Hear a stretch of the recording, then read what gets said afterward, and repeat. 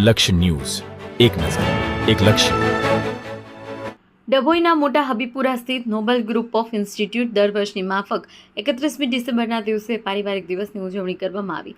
દર વર્ષે વિદ્યાર્થીઓ, વાલીઓ, શિક્ષકો પારિવારિક સંબંધોથી માહિતગાર થાય અને પરિવાર કેવો હોવો જોઈએ તે માટે માર્ગદર્શન વિદ્યાર્થીઓ મેળવી શકે તે હેતુ સાથે સંસ્થાના પ્રમુખ એ માધવાણીના માર્ગદર્શન હેઠળ આ દિવસની ઉજવણી કરવામાં આવતી હોય છે અને આ વર્ષે પણ પારિવારિક દિનની ભવ્ય ઉજવણી કરવામાં આવી, જેમાં બપોરે આનંદ મેળો, સાંજે ભવ્ય કાર્યક્રમ યોજવામાં આવ્યો, જેમાં ડભોઈના ધારાસભ્ય શૈલેષભાઈ મહેતા, શ્રી ગુરુ ગોવિંદ યુનિવર્સિટીના કુલપતિ ડૉક્ટર કાથિરિયા, ડભોઈ નગરપાલિકાના પ્રમુખ બિરેન શાહ સહિત મહાનુભાવો ઉપસ્થિત રહ્યા.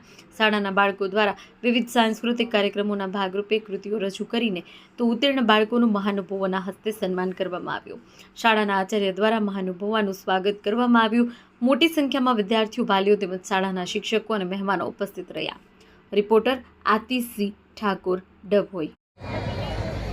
આજે આ પારિવારિક આનંદોત્સવ રાખ્યો છે શું કહેવાય? હું એ માધવાની, પ્રમુખ નોબલ ગ્રુપ ઓફ ઇન્સ્ટિટ્યૂટ.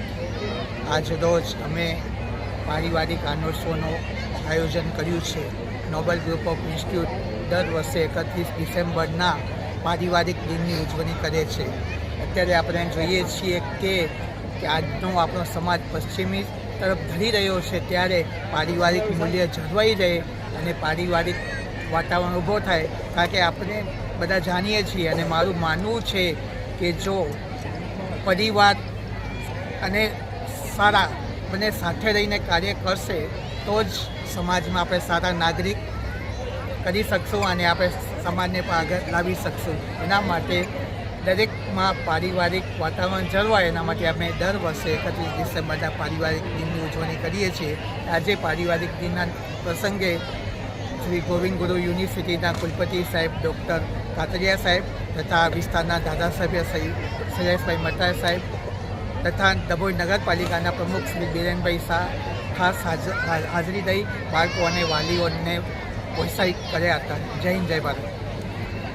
આજે પારિવારિક આનંદોત્સવ કાર્યક્રમ 31 ડિસેમ્બરને જ્યારે શાળાઓ એન્યુઅલ ડે કહેતી હોય, વાર્ષિકોત્સવ ઉજવતી હોય, ત્યારે આને એક સુંદર નામ પારિવારિક આનંદોત્સવનું આપીને જે કાર્યક્રમ કરવામાં આવે છે, ખરેખર નોબેલ ઇન્સ્ટિટ્યૂટના માધવાણી સાહેબને અભિનંદન આપું છું. ખૂબ જ સુંદર કાર્યક્રમ અહીંયા આગળ કરવામાં આવ્યો છે, જેમાં આપણી સંસ્કૃતિને અનુરૂપ કૃતિઓ રજૂ કરવામાં આવી છે.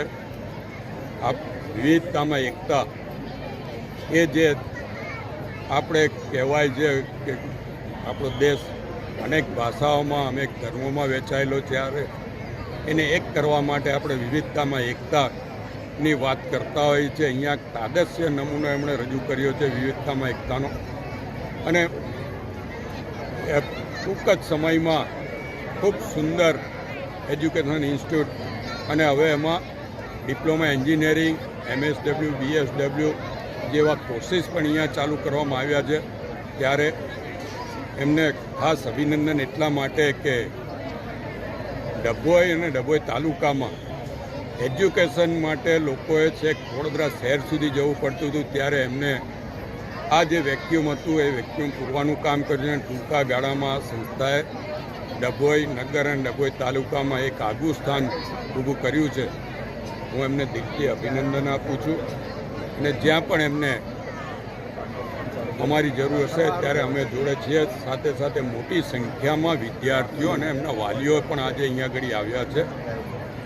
ત્યારે તમામને આવતીકાલથી 2026 ઈસુનું નવું વર્ષ શરૂ થઈ રહ્યું છે, ત્યારે તમામને ઈસુના નવા વર્ષની શુભેચ્છાઓ પણ આપું છું. આભાર.